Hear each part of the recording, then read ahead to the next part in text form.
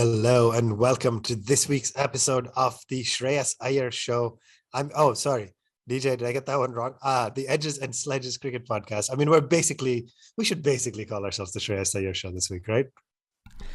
Were you waiting to drop that one on me? Because it's taken me Yeah, I by thought about it in surprise. advance. It wasn't quite improvised. I thought about it ahead of time. It's But been a Shreyas Iyer anyway, week, man. Yeah. What a way to start it, the episode. yeah, absolutely. So this is the Edges and Sledges Cricket Podcast, but for this week, the Shreyas Iyer show. I'm your host, Ashwin, joined by DJ. And unfortunately, it seems like is the norm when we have Indian T20 series, meaning in India. By the time the last match on Sunday ends, it's too late in Singapore, so Varun's already asleep, but we don't want to delay recording too much. So it's just DJ and I again this week. But DJ, you'll have to give him a little bit of a hard time, right? It's been a few weeks since we've had It's him on. really poor, man. Like, I would have thought, okay, we'll excuse him for the hard series, India, West Indies. But come on. It's India, Sri Lanka. Even Varun should have come along to StatPad, no? StatPad is appearances on the podcast. I am willing to bet he actually didn't watch much at all. The question is, how many people did actually watch this series, right? When I'll tell you, in the US, when we used to get it on Hotstar, there used to be a number on the top right that said X lakhs people watching, right? Number of 100,000 lakhs or crores or whatever. And since they moved to ESPN Plus, which is obviously all owned by the same company, I do not get that stat anymore. But I can't imagine too many people tuned in to watch the India Sri Lanka series, right? Of course, you and I did. Yeah, I I can't mean, imagine too we obviously watched it, but I really do wonder who tuned in to watch this India Sri Lanka series. I suspect the numbers that are listening to this podcast and the people watching the telecast are probably pretty close.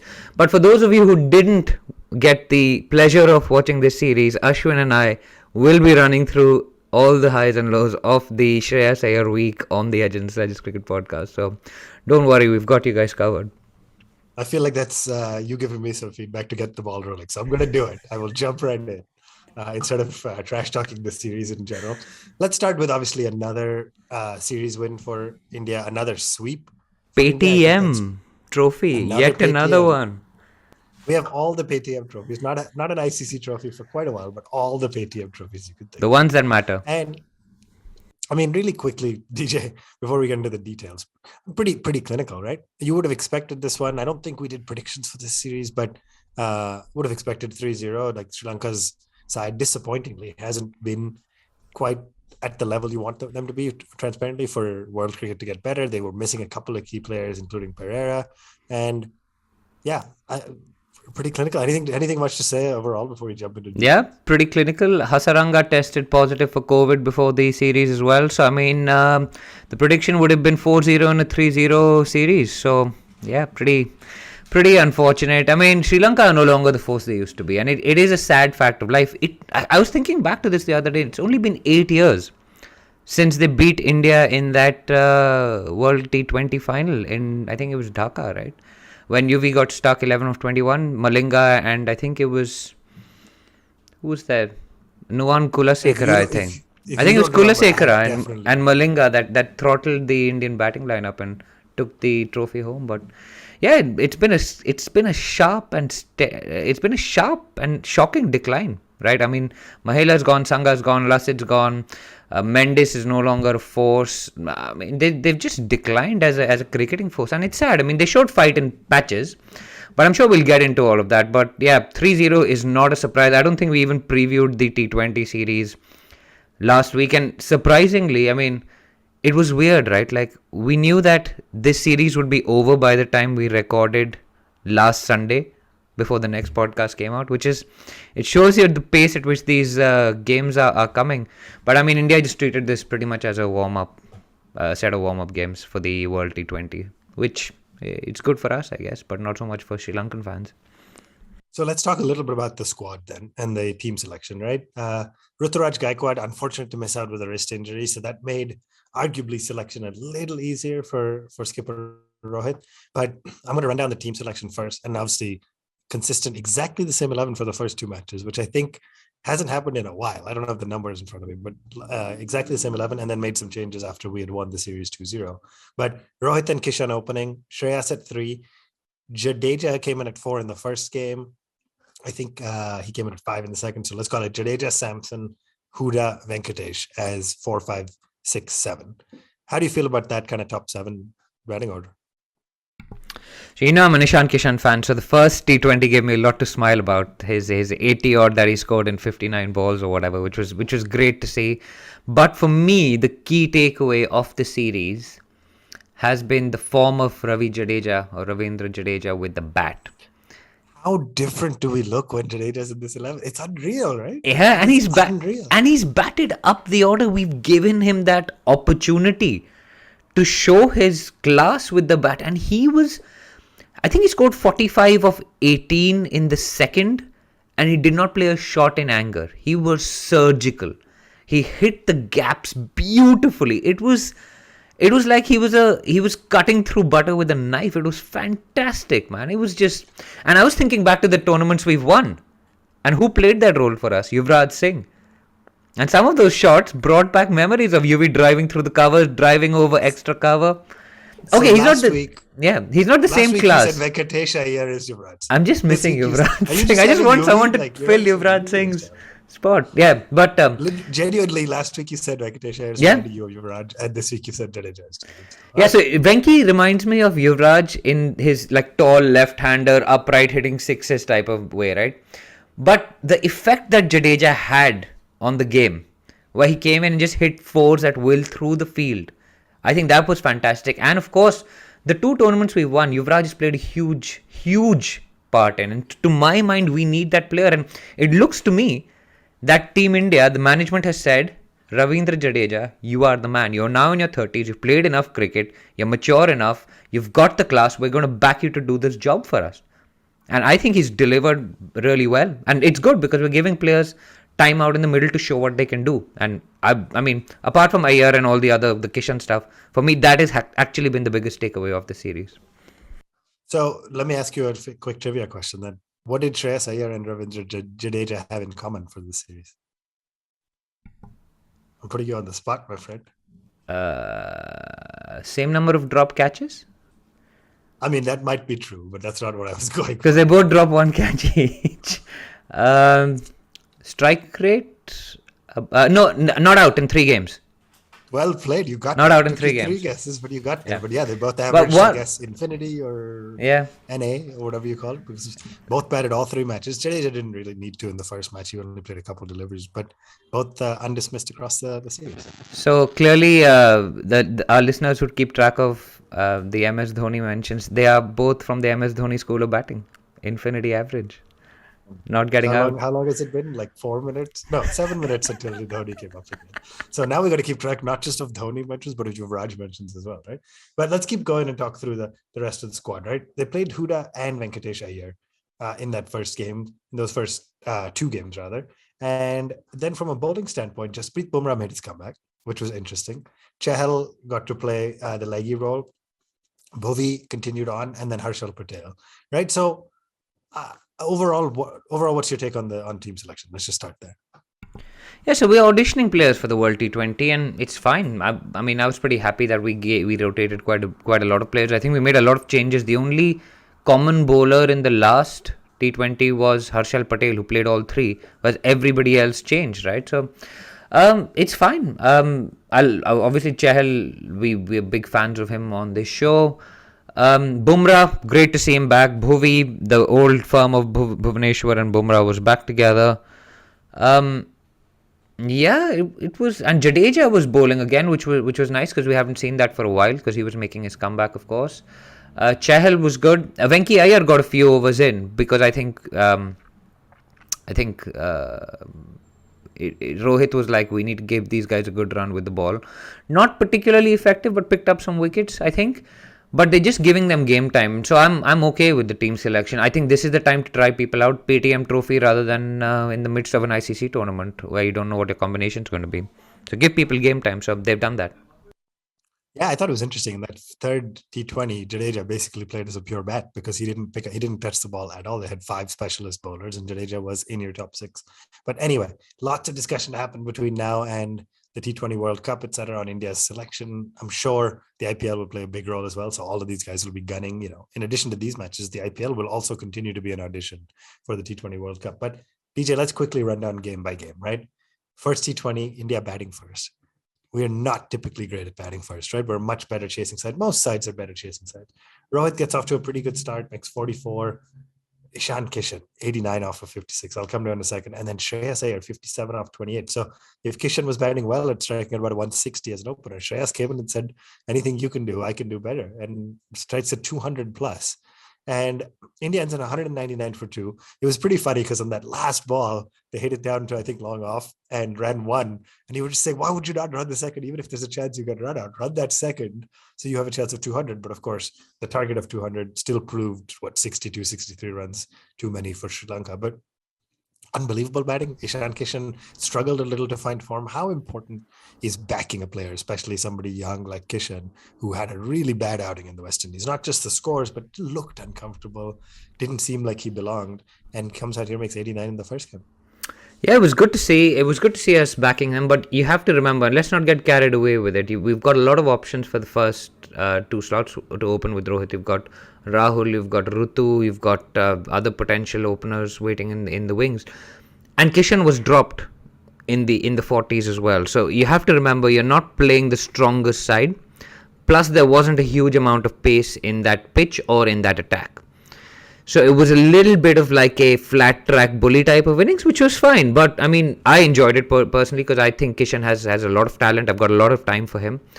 But I don't think it has silenced everyone else who thinks that there may be other people who are better equipped to open the batting for India, which is namely KL Rahul and possibly Ruturaj Gaikwad, who could open the batting. I mean, where Virat Kohli fits into all of this. Remember, Kohli and Pant weren't part of this series. Kai injured himself as well, so he's not part of this series. So good questions to have, but yeah, it's good to see young players like Kishan putting up their hand and saying, I'm not just an IPL price tag. I've got a lot of talent and I can score runs. So I was personally very, very happy. Of course, Shreyas Iyer week on the Shreyas Iyer show. So a lovely innings of 57 or 59, I think, of 20 odd balls. 57 of 28, yeah. 57 of 28 balls by Shreyas Iyer and some huge sixes by him. I think he had 2 big sixes off the spinners. Great player of spin. He's going to be, I mean, it's going to be such a hard decision who do you pick to bat in that top 6. You've got Pant, Sky and Kohli to add to this mix, and Rahul. Like, yeah. I don't want to be Rahul Dravid or Rohit right now. The fact that Rahul was the 4th name you mentioned on that list, in addition to Rohit, plus Kishan, and Pandya, Iyer, and Jadeja, and Venkatesh Iyer, and Pandya.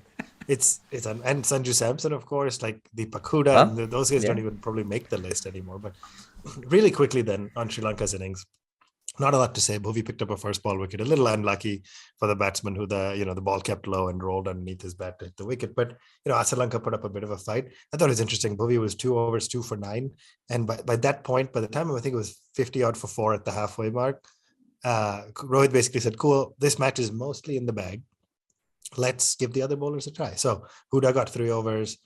Iyer got 2. Venkatesh Iyer got 3 overs, picked up 2 for 36. But yeah, a little lackluster, right? Nice to see India batting first, putting up almost 200. I thought it was interesting going into that second T20 when it was a lot colder, by the way. Conditions on Saturday were, 6 or 8 degrees Celsius. You could see all the guys rubbing their hands together to stay warm, hands in the pockets, etc. Sri Lanka came into bat first, but India actually played the exact same 11. So I mentioned that already, but what does that say? Like, I guess, does the absence of Sky and Kohli and Rahul and Pant make it easier to choose? But when's the last time we played 2 T20s back to back with the exact same 11?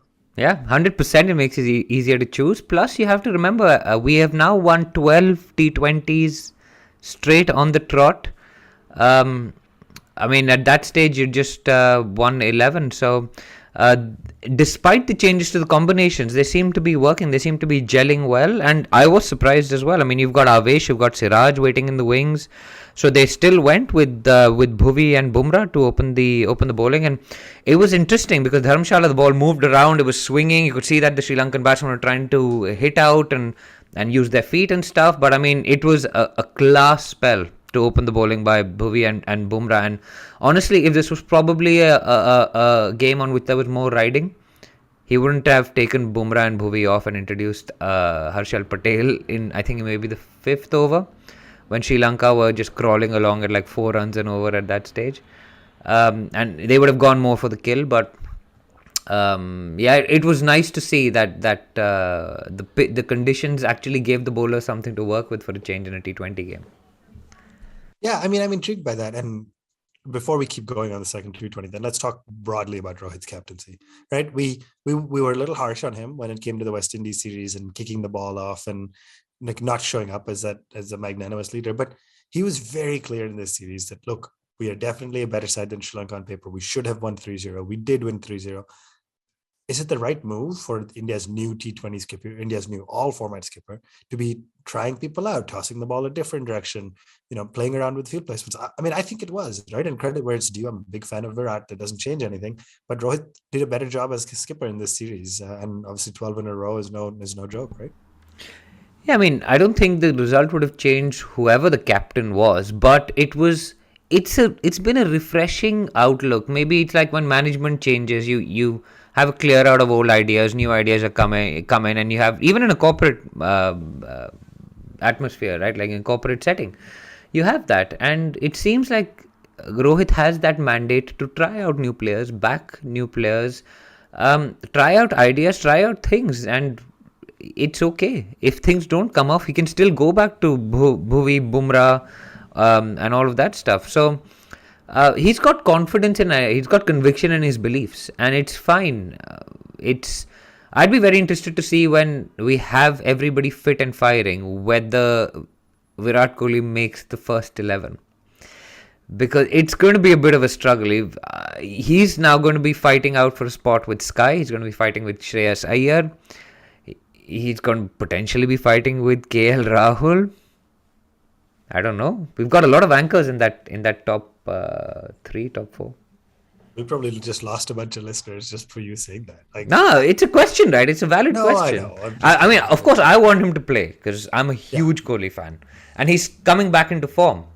But is he your best chance of winning an ICC trophy as a batter alone? No answer from you. No answer from you. I thought there was a rhetorical question. I think Kohli walks into any T20 side, right? I think it's very interesting and it's a great problem for us to have. But I think the kind of experience he has, the kind of chops he's shown, and again, I'm acknowledging that I come with an amount of bias because I absolutely love Kohli, the all-format cricketer. But I still think he walks into any T20 side because, and this Edges and Sledges show, which is about a week away from our 4th anniversary, but we've said this many, many, many times. Who do you want to be around when you're at 15 for 3, right? And do you want all these big hitters, etc., or do you need one player in the side who you can bank on? And I will get flack for this. I'm sure we'll see some hate in the YouTube comments and stuff. But Kohli is undeniably the best batsman in the world for me still, and so he walks into any side for me. And the problem has been he's been one of the 3 in the 15 for 3, right? Or the 5 for 3 or whatever. So that's been the trouble. Anyway, okay. All right, let's run down the second T20 instead. Sri Lanka looked pretty solid. Nissanka made 75 off 53. Gunathilaka, the other opener, made 38. A little bit of a top to early middle order collapse. And then the captain, Dasun Shanaka. DJ, if this was like 3 weeks ago, this guy would have gone for big money in the IPL auction, right? He made 47 off 19 and then backed that up with 74 off 38, both not out, and played a captain's innings. I mean, 183, pretty solid, especially given where they were at one point, about 100 for 4 odd in 15 overs. You didn't expect 183, and they finished really strong. Harshal Patel took a beating going for 52 in his 4 overs. Jadeja went for some runs. But still, somehow, the Indian batters made it look pretty easy, right? Rohit got out early, didn't look good at all. First over, just perished, getting bowled. But then Shreyas Iyer walks out at 3. Doesn't even look like it's difficult. Makes 74 off 44. Good partnership with Samson, who made almost 40, and then Jadeja, like you said, made 45. I mean, finishing off a chase of 184 with 3 overs basically to spare is unreal, right? Yeah, it was fantastic. I mean, good fight back by Sri Lanka, to be honest, as well. I mean, taking Harshal Patel to the cleaners was particularly impressive. Shanaka, as you said, 47 of 19. His strike rate before that innings was 106 in T20 cricket. It went up to 110 after that innings, and then, of course, it's gone up even further today. Yeah. But yeah, you weren't expecting that from him. Nissanka, great innings of 75.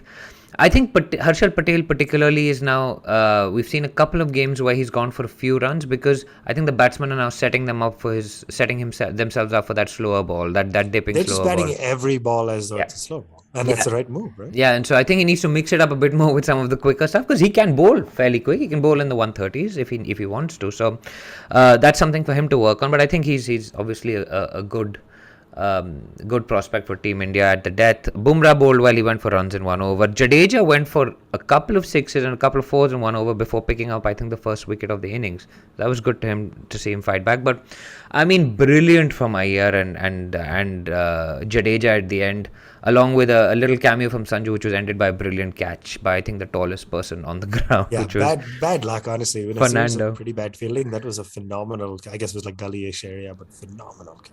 Yeah.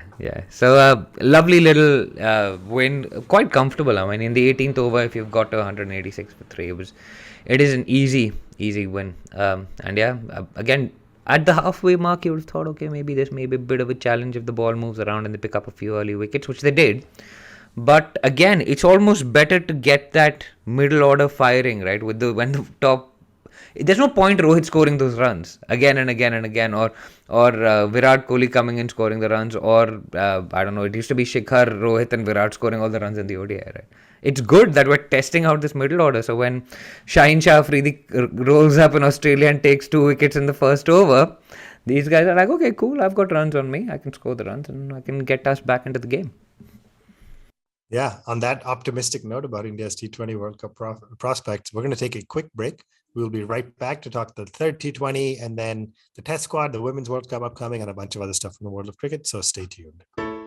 Hello. It's been another great week on the IVM Podcast Network. On Raw and Organic, Kunal talks to Shivjit Gatke and Zahir Khan about how they came up with Step Set Go, a bootstrap startup. On Khel Niti, friend of the network Saurabh Pant joins Rajiv Mishra, Ayaz Memon and Sabah Karim to preview the India vs Sri Lanka series. On Pesa Vesa, Anupam speaks to Ram Iyer. He is the founder and CEO of the Vian Network. They discuss how trade finance works for local shops and SMEs. What is an oblate spheroid? The simplified hosts deconstruct the American football game and all there is to it. And on the Filter Coffee podcast, Karthik is in conversation with the Delhi High Court advocate Rohan Alva. They talk about his book, Liberty After Freedom, a history of Article 21, due process, and the Constitution of India. Do follow us on social media. We're IVM Podcast on Twitter, Facebook, Instagram, and LinkedIn. And remember, if you're enjoying this show or any of our other shows for that matter, please do tell a friend. It really helps us. Don't forget to rate us on any of the platforms that you're listening to. And also remember, you can check us out on YouTube at www.ivmpodcast.com/YouTube. And finally, we'd like to thank our sponsors this week,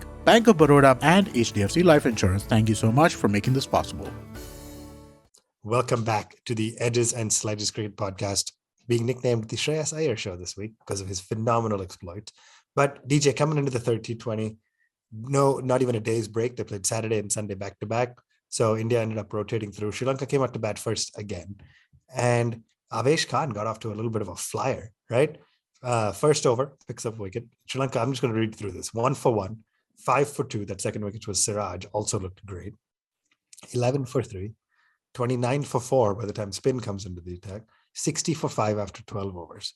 I almost kind of stopped watching. I had it on in the background, but I wasn't paying attention that much. 60 for 5 and 12.1 overs, very disappointing. And then again, a great fight back from the skipper, right? How often is it you see the number 6 in a side make more than half the runs? I don't know. I'd love to see the stats on that actually, but 74 out of 146 made more than 50% of the runs walking in at number 6. Unbelievable knock. I mean, made it at least a little bit of a match with 146. But then, very predictably so. Rohit looked very scratchy today, by the way. Didn't look so good. And predictably so, Shreyas Iyer made 73.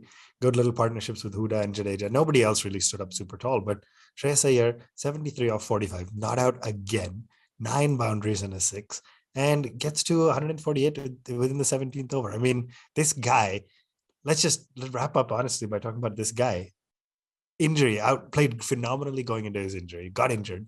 When he came back, people kind of forgot about his form and he had to really work hard to work his way back into the side. Comes back in, has the series of his life, gets picked up by KKR now, which disappointing for us as Delhi fans, and has been announced, I think, as their skipper. And How great! What a great month to be Shreyas Iyer, right? Let's just start with that.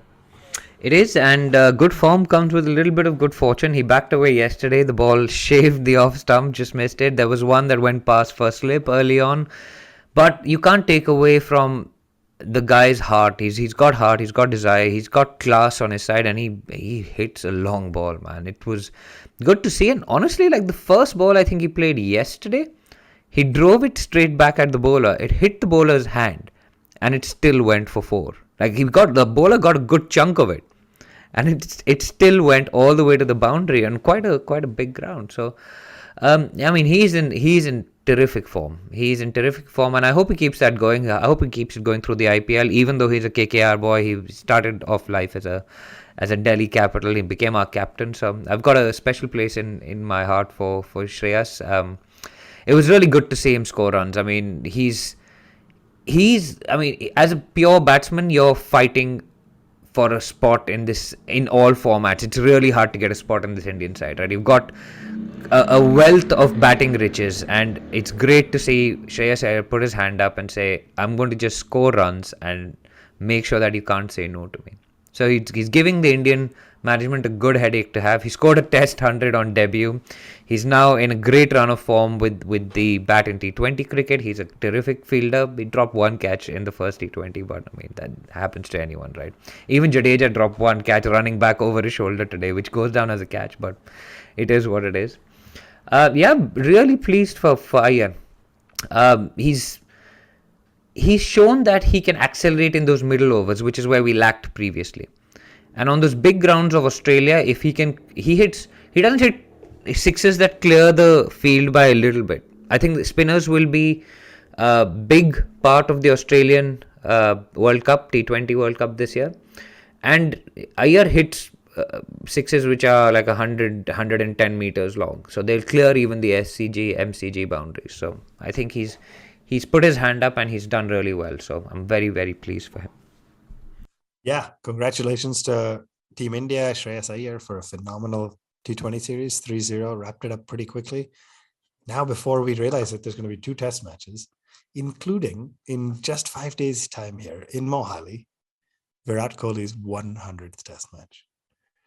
DJ, pretty unbelievable, that accomplishment, right? How exciting it's going to be. Lots of discussion about crowds and the fact that there's not actually going to be even 50% capacity now in Mohali, despite Punjab having pretty low rates of COVID, etc. I don't have a clear point of view on that. I don't know enough about it, but I'm reading a lot and seeing a lot on Twitter about the tough calls that had to be made with not having a crowd for Virat's 100th test. But are you excited about the tests, or is it one more like India should sweep it 2-0, stat padding a little bit? And I feel sad saying that about Sri Lanka, but they're not the team they used to be, right?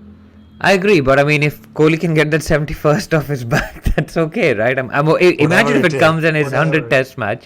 Let's hope it does. But I mean, Kohli's been a fantastic advertisement for test cricket. He's made it very clear that it's his number one priority. He treats it as the highest format of the game. And no matter what, he's going to be taking these 2 test matches as seriously as he's taken everything else. All his preparation will be like he's playing Australia, I don't know, at a game. So he's not going to be taking this lightly. He knows he's under pressure. He hasn't scored a test 100 for a long time. But and let's just take a step back, right? Kohli is the first Indian mega star, I would say, that we have seen from his inception. So Sachin made his debut in 1989. I mean, I was 4 years old, you were 2 years old. So we watched him play a lot of cricket, but we didn't see him break into the side. We didn't see him go through his brash, aggressive phase or whatever. Like as I mean, we've seen like scratchy video of Sachin hitting Qadir for 4 sixes and 5 sixes. But when Kohli burst onto the scene, right, it was like nothing you'd seen before from an Indian cricketer. He'd obviously grown up watching the Australians, and there were questions around whether he would be good at test cricket. I think there's a famous Sanjay Manjrekar tweet where he says, give Virat Kohli one more shot just to make sure that he's not good enough at this level or whatever.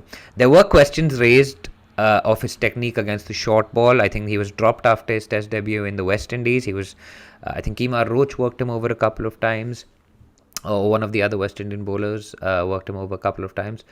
But for him to be playing his 100th test match it almost feels like we've been on a journey with him. I remember his 75 he scored at Perth, then he scored 100 at Adelaide. I mean, there was all that drama that went on. There was sledging when he got to his first 100, and if you go back and look at his celebration after his first Test 100, it's laden with expletives because he had a big fight with, I think it's David Warner and one of the other bowlers and all of that stuff. Then he went back and scored 400s the next time he went out to Australia. He went through a poor run, in England, averaging 13.5 in his first tour there as a Test cricketer. Questions whether he was good enough to play Test cricket in England. He can't play the swing ball. Silences that with 593 runs in the next tour. And I'm getting goosebumps thinking of this right here. Like, I watched him score 100 at Trent Bridge and 97 in a Test match we won. And then there was that remarkable run where he just scored, I think he scored 6 double hundreds in 12 months or 18 months. It was crazy. He would just churn out runs for fun. And so it is a magnificent achievement. And he deserves every bit of plaudits that are coming his way. I'm really, really pleased that he's got to 100 Test matches. He's given it up. He's given up captaincy before his 100 Test match, maybe to take off some of the pressure of being captain. But yeah, I mean, we love the guy on this show, and I'm sure you've got some pretty emotional memories of Virat Kohli as a Test cricketer as well. So maybe I'll let you speak for a second before I go off on my monologue. Honestly, nothing else to add. What else can I say about that? That was a fabulous kind of recap. We didn't even discuss that you would say that in advance. So you didn't pre-plan that, pre-script that, but that's the kind of emotion Virat evokes. And I think you said it right. I remember not just from when he burst on the scene, but from basically when he captained the under-19 side to victory, right? Like, if we didn't have the luxury of broadcasts of under-19 World Cups like we do today, but you still heard about it. You read about it. You knew about him in the Delhi scene. You played cricket. He was close to, a few years younger than you. You probably heard about him on the scene when growing up in the Delhi cricket scene, right? Within schools and stuff. So outstanding. Very, very excited. Next week, we'll congratulate him. Hopefully celebrating his 100th Test match with his 71st century, but not trying to jinx anything. Fingers crossed. But he's given us so much as a Test cricketer, right? He's orchestrated that thing, that Lord's win, the Oval win. It's the first win as an Australian in an Australian series. He's brought Test cricket back to life.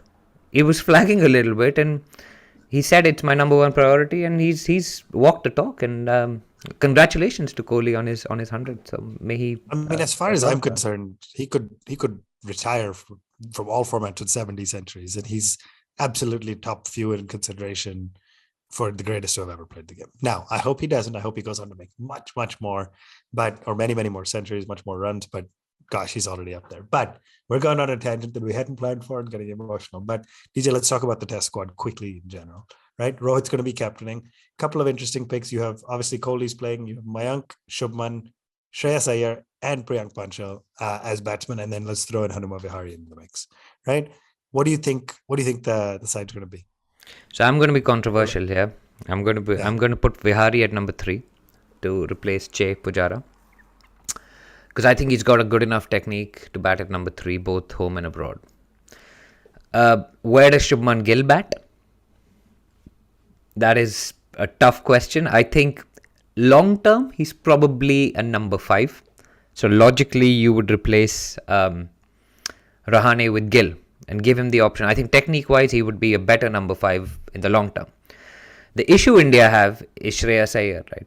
How do you drop a guy who scored 100 on Test debut and is in terrific form against the same team? You say, do you think they should drop a guy? I don't think he should. But he didn't play our last Test match, did he? Sure. No, but yeah, I guess technically it's. And he didn't play our last home Test match as well, because we dropped him when Kohli came back against New Zealand. So I would play Iyer at 5. But then, are you going to drop Gill? I don't think you should drop Gill. I think Rohit opens with Gill. So my top 3 is Shubman Gill, Rohit Sharma, Hanuma Vihari, Kohli at 4. 5 is Shreyas Iyer. And of course, that means Mayank misses out. And I hate that because I'm a big fan of Mayank. He scored 100 in the New Zealand series as well. But I think he's behind Gill in the opening stakes. And that's just what it is. You're not going to learn anything more about Mayank coming in and scoring another 100 at home. whereas Gill is a long-term prospect. So to give both Iyer and Gill a game, I think that's the only order that works, and that's what I would like to India to go with. Yeah, it's interesting. I was looking through the squad trying to figure out a different order, but I think you're right. It's very, very upsetting for somebody like a Mayank, but yeah, I think that's the order they got to play with. Let's talk quickly then about beyond number 5, right? Jadeja, Ashwin 6-7 for you in India, or sorry, Jadeja, Pant, Ashwin 6-7-8 is what I meant. Yeah, 100%. Those Does three. Shikhar Bharat get a game? Shikhar Bharat. I don't know how you say it. Is it Bharat? I think it's Bharat, but I don't know. Pant is the number 1 keeper. Why? I think it's fine. Pant bats 6, Jadeja 7, 8 is Ashwin. And then you have, do you play 2 quicks in India? Do you play a third? Because you have Umesh, Shami, Bumrah, and Siraj all in the squad. And then you have Jayant Yadav and Kuldeep Yadav to wrap up those other spots. So does either Jayant or Kuldeep get a game, or do you go in with 3 quicks and then Ashwin and Jadeja with your favorite Hanuma picking up the ball if he needs to, which I think only you think he does, but he never has it. He has not done so in a while. True. But I think actually this is probably a good opportunity to give Kuldeep some game time. We didn't talk actually because Kuldeep played the third T20 today. Yeah, you're right. Yeah. And so that was good to see after a long time. It was nice to see Kuldeep Yadav back in India colours. But I suspect Kuldeep is quite a good shout. With Jadeja as well as Ashwin, you get a wrist spinner in.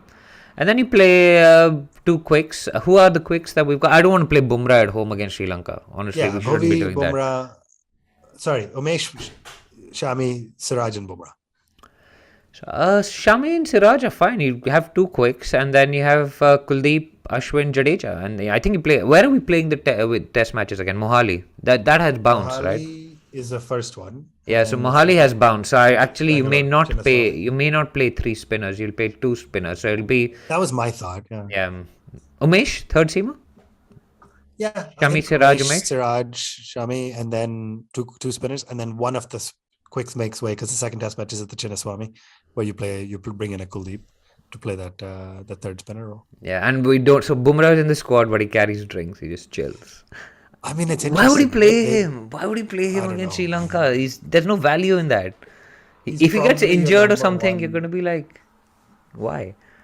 Yeah, he's probably your number 1 all-format cricketer right now. So he should not be prioritized for things like this. But Team India have done weird things with selection in the past. You never know. Maybe he plays the first game in Mohali. And maybe he wants to play, right? Like, do we give any credit to the fact that maybe he wants to focus? Actually, Bumrah doesn't play much cricket at home. How many home test matches has Bumrah played? I don't have the numbers in front of me, but probably not a lot. I'll let you do Get me to pull it up. Yeah. Gosh, this is a lot of pressure to do this live on the air.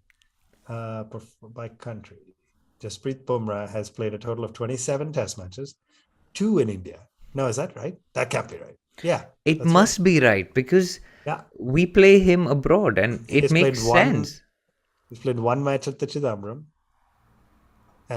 which was versus England in, gosh, this is really putting me on the spot. I can't tell what year it's in. But 2021, last year. Yeah. And then he played 1 match in Ahmedabad, also against England. So but the counter argument to that is that Mumbai Indians will play him in every game of the IPL. So yeah. But anyway, I wouldn't want to play Bumrah against Sri Lanka at home. I don't think there's enough value in that. So I think Siraj, Umesh, Shami good enough to blow away the Sri Lankans in the first test match, and then maybe you can swap one of them out in the second. If they do play the 3 quicks, then it'll be Bumrah, Shami, and Siraj, right? So Umesh will sit out. Yeah. Right. So couple test matches coming up. Should be pretty good. And then we roll straight into the IPL. The IPL schedule has been announced now. It is starting March 26th, excuse me. So sooner than we realize. By the time you're listening to this, for most of our listeners, it's probably March already. So 3.5 weeks away. We'll do all our usual stuff. We got our fantasy league coming up. It's a little crazy that we have our second IPL in 6 months. Granted, the previous one was only a continuation of the series that got suspended midway. But DJ, the big news is that with us moving from 8 teams to 10, we've got back to the format or version of the format I think we used back in 2011, which is to allow for still each team to play only 14 matches. You cannot play every other team home and away. So they've split the group. I'm going to try to get this right. They've split the 10 teams into 2 groups. Group A and B were decided in rank order of how many titles you have won. So Mumbai with 5 titles went in Group A, Chennai with 4 went in Group B, KKR with 2 went in Group A, SRH went in Group B with 1. Rajasthan went in Group A, and then the rest were kind of arbitrarily divided, I guess. But you have 2 groups, which I'll go through quickly. Group A, Mumbai, Kolkata, Rajasthan, Delhi, and the new Lucknow team. And then the other team, CSK, Hyderabad, Bangalore, Punjab, and Gujarat. Pretty clearly on paper, seems like Group A is a group of death, and Group B is kind of like, all right, let's see who can keep up with Chennai, right? And Group B has Sunrisers versus Punjab, which is like the match of deathly boringness. But anyway. That was the one last year that we basically all stopped watching. We got so bored. No, but yeah, I think it's also divided in by the number of finals you made, because RCB is ahead of Delhi. I've seen on that front. Yeah, that would make sense. And Punjab has made 1 final as well. But anyway, I don't know. It seems long. 70 games. Hopefully it sustains interest. We'll obviously be watching every game because we're addicts of cricket of any kind. But yeah, I'm not sure. I don't like the format as much as I like the previous one, where you played everyone twice and you knew where you stood. Like, it was the fairest way. Now in this case, you may play. I mean, if you play a really strong team more than once and you play the weaker team fewer times, you'll get less points, right? That's just the quirk of the format. So I guess it's not a perfect system, but it is a system that has 10 teams. Maybe what you need is actually 4 groups, and you can do a bit. 4 doesn't really work with 10 teams, but I don't know what would work with 10 teams actually. Maybe you need to expand the IPL and have 12 teams and a group of 3. Just bring 2 more. We have enough. That's it. No, I don't know what the solution is. I just don't think it necessarily feels like either you just rank by group then, right? You say, hey, you're only going to play your own group, and then the top teams from each group go in. It's a little strange that you're still going to rank all 10 teams one against the other to see who makes the playoffs. And yet, arguably, you get 2 matches against your own group and 1 against the other group. So they're going to figure it out. But then just don't have playoffs, right? Like, have the top 2 teams from each group play semi-finals and then play a final. You don't need the IPL playoffs. The IPL playoffs, to my mind, only came around because you needed to figure out who the third team was for the IPL. So, the Champions League or the Champions Trophy, whatever we used to have, where 3 teams used to go.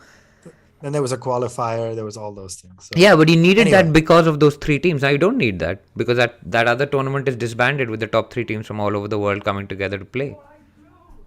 So it's going to be very interesting. I'm not sure how I overall feel about it. We will probably do a much deeper dive into kind of predictions and what's coming with the IPL in the next couple of weeks. But interesting that they've chosen to seed. Interesting change in format.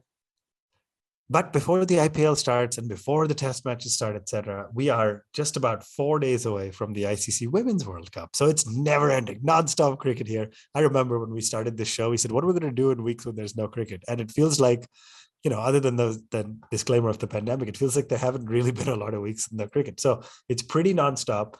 A very exciting, I mean, unfortunately, I didn't get to watch it. I don't think it was broadcast, but a very exciting warm-up match for the Indian women's team, right? Making 244 for 9.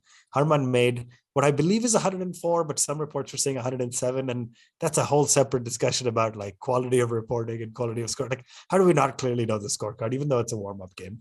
But Yastika made 58. They, were a couple of people were retiring in and out, Smriti included, just and Smriti, not clear, by the way, after only 20 odd balls, whether there was an injury or so. At the time of recording this, not crystal clear what happened with Smriti. So all the best to her. Hopefully no issues there. But then South Africa, it looks like, fell 2 runs short. They also took the full 50 overs, ended up getting 2 runs short. So it's going to be interesting, right? After a tough series against New Zealand, does this bring momentum a little back to our side 4 days out from the World Cup starting? Yeah, and the key part for us is that Harmanpreet Kaur is back in form. She got, I think, 63 in the last ODI, which was great for us. Mithali Raj scored runs in that one as well. I think Smriti got 70 odd in that game as well. So saved the 5-0, which was looking looking on the cards at one point, which would have been pretty embarrassing, to be honest, for a team of India's quality. So that was great. It was nice to see Harman Kaur because there were questions around her form. I think we spoke last week, right, about one of the biggest names in women's cricket who's captained India to World Cups previously, Diana Udalji, saying that we need to look beyond Harman. So she's clearly answered some of her critics with that 60 odd, and then following that up straight up with 100. So you know what? Don't score in the bilateral series. Go to the ICC tournament. It's fine. Score all the runs show there. Up it matters. That's it. So it was great to see that happen. And it's poor from the BCCI. I think the Twitter handle reported it wrong, and I think Yastika Bhati actually tweeted saying this is the correct report. We've actually won the tournament and stuff. So that's just not cool. But I mean, it's not in our hands, right? That type of reporting. But good to see the girls are back on track, and we'll be backing them from here. Yeah, first match after I think there's another warm up against West Indies, but first match starts this coming Sunday, 7 p.m. my time. So I'll get to watch about the first innings of it. But India takes on Pakistan. So no matter what format, it's always very exciting. It's going to be a great match. Lots happening in the world of cricket. By the time we come back next, hopefully we'll be celebrating an India women's win, an India first test match almost win, I guess. Start to keep up with timing. But DJ, it's been a fun chat. Lots to cover. I loved the deep dive into Kohli, the test cricketer. Lots more to come. This has been fun. Yeah, I've got one more review. I've got one more review that we got last week. Yeah. I didn't read it out, and I'm sorry for that because we have one more review, and I'm just gonna read that out now. This is me putting you on the spot because you put me on the spot asking me how many home tests has Bumrah played. I was pretty impressed with the speed at which I came up with it. But let's and I'm trying to judge my Googling skills. Act in the art of stalling while you try to find is it Googling? You don't have it saved? I do, but I've got to log into Chartable, so I'm just bringing that up. Okay, here we go. How about we just do it next week? Here we go. I've got it. Oh. So, this is from Anuj Tiwari from the United States of America. So, we're getting a lot of reviews from the US. So, Ashwin, clearly you have a fan base there. So, well done. I would like to take full credit for that. Thank Keep spreading the good word. And all the other countries that listen to us, please do write in. So, Anuj Tiwari writes in. Title, you guys are the best podcast for Indian cricket fans. Thank you very much. 5 stars he gives us and says, hey guys, this is Anuj from California. I'd been looking for a cricket podcast with a friendly conversational vibe to it, and I found you guys. Your analysis reminds me of the banter that I would have with friends back in school when every Sachin innings mattered more than anything else. I especially look forward to listening to you guys after anything major like the Gabba test, Kohli's resignation, or pretty much anything Rishabh Pant, because I also happen to love the guy. My loyalties to the Delhi Capitals will be tested this season because I'm originally from Lucknow, but I look forward to continuing to listen to you guys for the days, months and years to come. Thanks for doing what you do. It means a lot. Anuj, thank you for doing what you do and writing in with that review. And for the rest of you, do write in with reviews on Apple. And you can rate us on Spotify. And you can write in to us on Twitter, Facebook, Instagram at One Tip One Hand. And contact at onetiponehand.com is our email address. So, get in touch, guys. That's it. Thanks for listening to Edges and Sledges this week. Thanks to Anuj for writing the review. Have a wonderful week, everybody. We will see you back next week. IVM